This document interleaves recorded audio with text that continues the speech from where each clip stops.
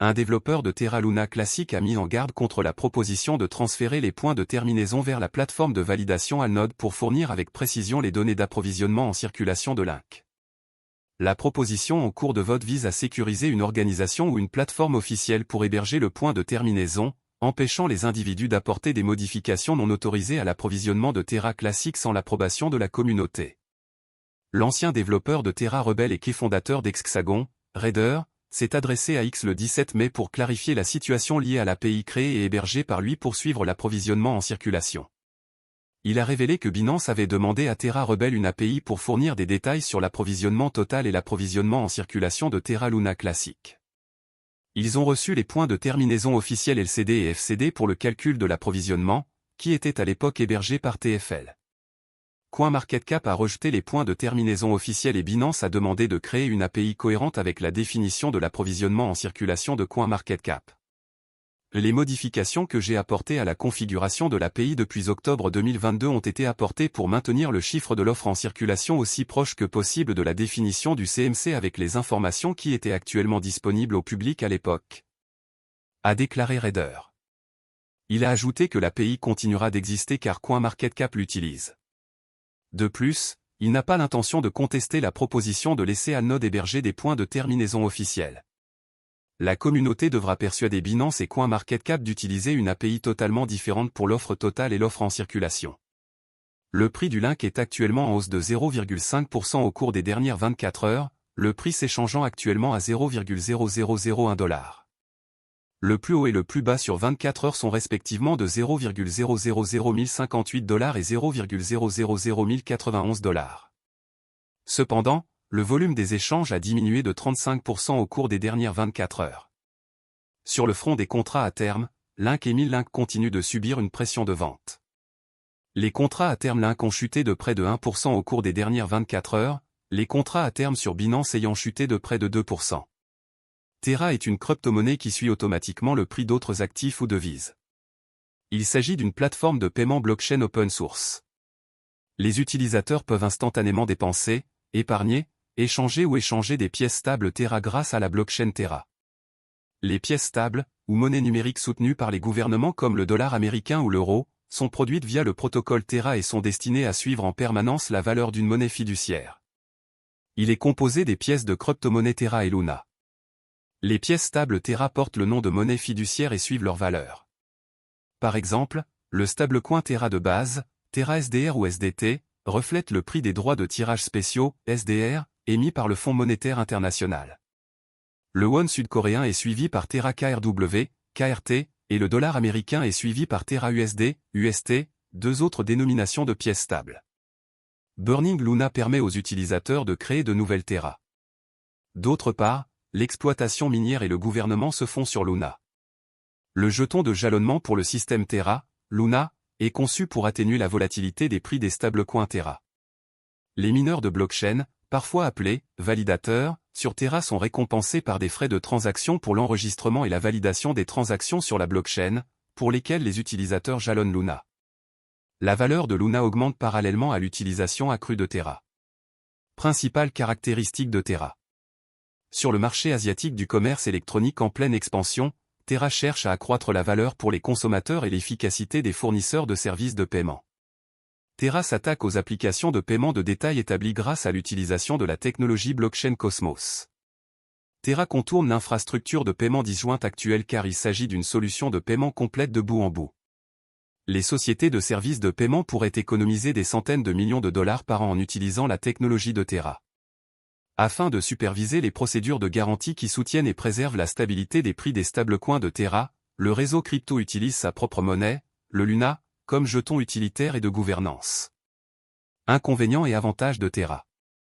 Avantages. Les développeurs de logiciels peuvent créer leurs propres protocoles et applications décentralisées, DApps, sur Terra en utilisant la plateforme de développement neutre en termes de blockchain qui fait partie de l'écosystème Terra. De nombreux stablecoins connectés à des devises sont pris en charge par le protocole Terra. Les jetons Terra Luna aident à stabiliser son stablecoin. Ils facilitent l'échange entre Luna et les stablecoins pour augmenter ou diminuer l'offre. Terra a dévoilé encore un mécanisme de prêt et d'épargne. Les utilisateurs peuvent déposer de l'argent et recevoir des intérêts sur les stablecoins avec ce protocole. Inconvénients. Ethereum et d'autres projets de crypto-monnaie importants sont toujours en avance sur Terra. Étant donné que ces développeurs sont coréens, la plupart des transactions en Bitcoin concernant Terra commencent là-bas. Il est trop tôt pour savoir si d'autres marchés adopteront les devises liées à Terra. Par rapport à Ethereum, Terra est moins décentralisé. Certains puristes de la blockchain pourraient être rebutés par cela. Pour être plus précis, Terra est un système de paiement qui fonctionne sur une blockchain. Il a été créé par Terraform Lab, une société sud-coréenne que Daniel Shine et Do Kwon ont fondée en 2018. Ancien employé d'Apple et de Microsoft, Do Kwon a créé une société appelée Anifi qui fournissait des technologies de réseau maillé sans fil décentralisé. En plus d'être cofondateur de la société coréenne de commerce électronique Tmon, plus connue sous le nom de Ticket Monster, Shine est le fondateur et PDG de la société asiatique de technologie de paiement Shay, partenaire de Terra. Dans son objectif de devenir l'un des principaux fournisseurs de services de paiement et de financement décentralisé, DeFi, en e-commerce, Terra dispose d'un écosystème en pleine croissance dans le secteur des crypto-monnaies avec 114 projets dans les domaines DeFi, Web 3.0 et les jetons non fongibles, NFT.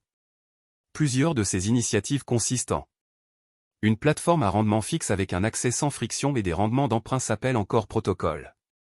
Shay, plus de 2 millions de Sud-Coréens utilisent cette application de paiement. Terra est une plateforme de loterie décentralisée basée sur la blockchain.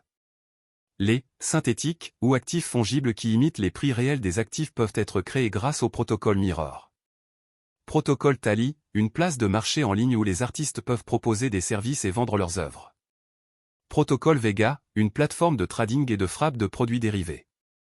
Le protocole Terra s'efforce de maintenir le prix du stablecoin Terra stable en s'assurant que l'offre et la demande sont toujours égales grâce à l'utilisation de l'arbitrage. En effet, le principal avantage des stablecoins provient de la stabilité du prix, évitant théoriquement la volatilité typique des crypto-monnaies. Luna absorbe la volatilité du stablecoin Terra et agit comme un contrepoids variable à celui-ci. Imaginez que l'ensemble de L, économie, Terra soit constitué de deux pools, un pool Terra et un pool Luna qui sont utilisés pour modifier les prix en offrant des incitations aux utilisateurs du réseau afin de comprendre le fonctionnement de Terra. Les développeurs travaillent encore beaucoup derrière le projet pour s'assurer que tout reste stable malgré le crash survenu il y a un an. Il y a quelques semaines, un article est apparu sur CoinGap indiquant que les créateurs de Terra Luna Classic ont déposé une proposition importante pour améliorer et introduire des produits dérivés pour le stacking liquide. Les développeurs veulent ajouter la prise en charge de Quicksilver, un protocole de stacking liquide interchain pour l'écosystème Cosmos, en modifiant les messages d'hôtes de compte interchains autorisés, selon la proposition. En conséquence, la chaîne Quicksilver peut envoyer des messages autorisés et créer, gérer et supprimer des comptes sur la chaîne Terra Luna Classic de manière transparente. Elle permettra également le jalonnement interchain sur tous les validateurs, ainsi que d'améliorer la liquidité et l'efficacité du capital en renforçant la sécurité et la décentralisation du réseau.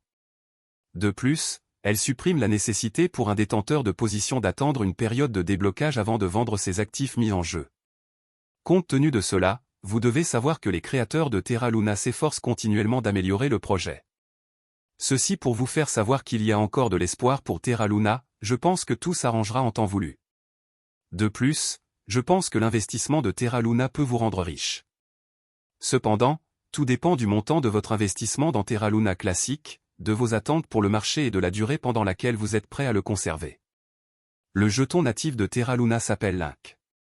La vidéo va maintenant prendre fin. N'oubliez pas de vous abonner, d'aimer, de partager et d'investir judicieusement. Cordialement.